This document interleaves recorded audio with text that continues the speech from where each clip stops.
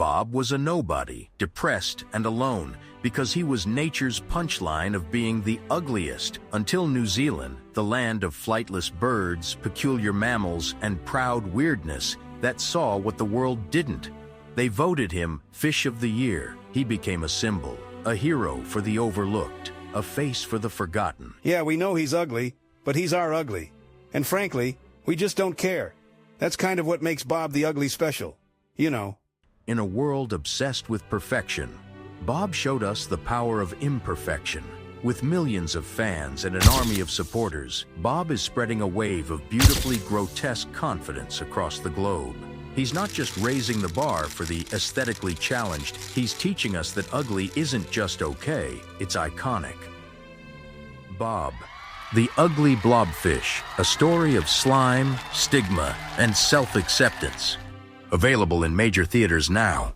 Well, if you're not moved by that, check your pulse or your gills. The film is making waves across the globe, and the blobby brain behind it all is with us this morning. Once dubbed nature's saddest mistake, today he graces billboards, timelines, and yes, the cover of Vogue.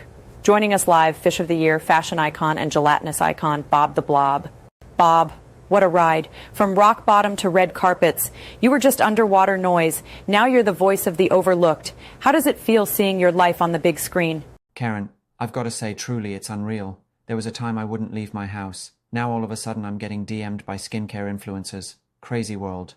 But the real shift came when New Zealand named you Fish of the Year. Tell us about that moment. It changed everything. I was always the creature nobody invited.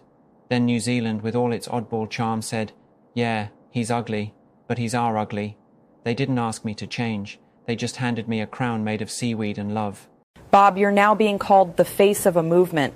What do you say to people who still feel like they're too weird, too different, or just too much? I say, your weird is your weapon. Your too much is exactly enough. Ugly ain't the opposite of beautiful. It's the raw version of it. If I, a floating frown with fins, can end up at Fashion Week, so can you. He's slimy, stylish, and speaking truth. Bob the ugly blobfish, symbol of self-acceptance, accidental fashion muse, and now star. Bob the Ugly Fish of the Year is in theaters now and streaming this Friday. Up next...